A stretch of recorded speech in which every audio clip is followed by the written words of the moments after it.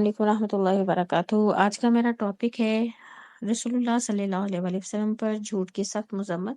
सूरह ज़ुमर की आयत नंबर 3 में अल्लाह फरमाते हैं, बेशक अल्लाह किसी ऐसे शख्स को हिदायत नहीं देता जो झूठा और मुनकरे हक हो। इसी तरह सूरह तौबा की आयत नंबर 119 में अल्लाह फरमाते हैं, ये लोग जो ईमान लाए हो अल्लाह से डरो और सच्चों के साथ हो जाओ। तो इन दोनों आयत से क्या पता चलता है कि जो शख्स भी हिदायत चाहता है उसे क्या चाहिए? सच बोले, हमेशा जो है सच बोले, क्योंकि अगर कोई इंसान झूठ बोलता है तो ऐसे इंसान को अल्लाह हदायत नहीं देता।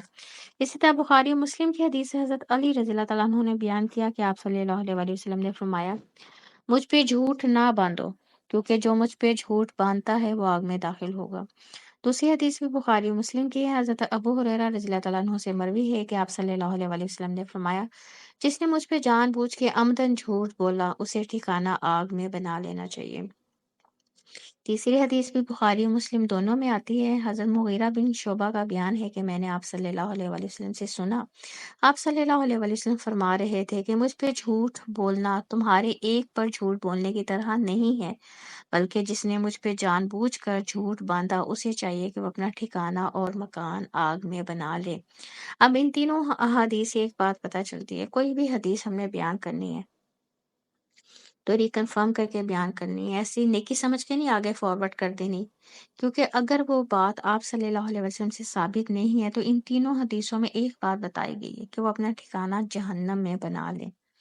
इसी तरह मुस्लिम की हदीस है, हज़रत अबू हुरैरा रज़ियल्लाहु ताला अन्हु से रवायत है कि आप सल्लल्लाहु अलैहि वसल्लम ने फरमाया, इंसान के झूठा होने के लिए इतना ही काफ़ी है कि वो हर सुनी सुनाई बात को आगे बयान कर दे, और हम ऐसे करते हैं।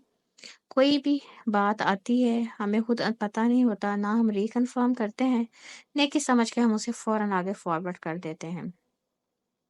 हदीस बयान करने के कुछ असूल है। नंबर 1, हदीस की पहले तहकीक करें कि वो दुरुस्त है, फिर उसको बयान करें। नंबर 2, हदीस को दुरुस्त अल्फाज के साथ बयान करें।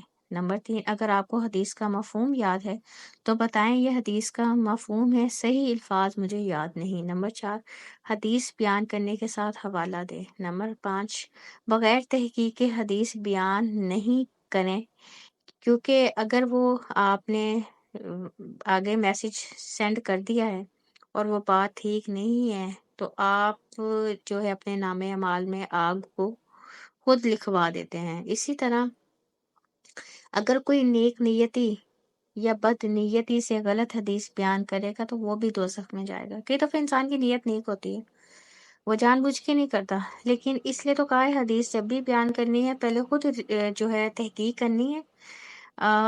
हम कई दफ़ा नेकी करने के चक्कर में गुनाह कर लेते हैं। तो इसलिए जब भी हमने कुरान की कोई आयत बयान करनी है, अहादीस को बयान करना है, कुरान की तफसीर को बयान करना है, तो उसके लिए ज़रूरी है पहले हम खुद थॉरली स्टडी करें। ये नहीं एक मैसेज मेरे मोबाइल पर आया और मैं उसे आगे फॉरवर्ड कर दूँ, बगैर चेक किए कि वो दुरुस्त था भी कि नहीं। कुरान और हदीस बयान करने में गलती की गुंजाइश नहीं है, इसलिए बहुत ज़्यादा एहतियात करने की ज़रूरत है।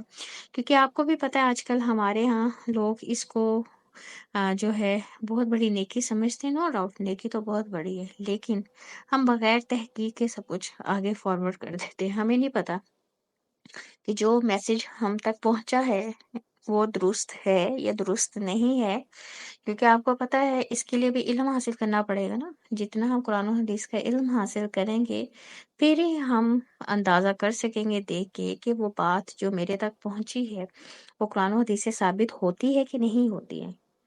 तो इसलिए खुदा के वास्ते जो है जब भी कुछ आप आगे फॉरवर्ड करें तो बहुत एहतियात करें, खुद रिसर्च करें, आपको इल्म होना चाहिए। सिर्फ नेकी समझ के मैसेज आगे ना फॉरवर्ड कर दें, क्योंकि आप सल्लल्लाहु अलैहि वसल्लम ने वो 3 अहादीस में एक ही बात को अमल कही है। जिसने अल्लाह के नबी के बारे में कोई ऐसी बात कही जो अल्लाह के नबी ने नहीं कही, वो अपना ठिकाना जहन्नम में बना ले। अल्लाह ताला हम सबको सही कुरान और हदीस आगे पहुंचाने की तौफीक भी दे, और हमें कुरान और हदीस का सही इल्म हासिल करने की भी अल्लाह ताला जो है वो तौफीक दे। आमीन। सुब्हानकल्लाहुम्मा व बिहम्दिका अशहदु अल्ला इलाहा इल्ला अंता अस्तगफिरुका व अतूबु इलैक। रब्बना तकब्बल मिन्ना इन्नका अंतस समीउल अलीम व तुब अलैना इन्नका अंतत तव्वाबुर रहीम। سبحان ربک رب العزت عما یصفون وسلام علی المرسلین الحمد للہ رب العالمین۔ السلام علیکم ورحمۃ اللہ وبرکاتہ۔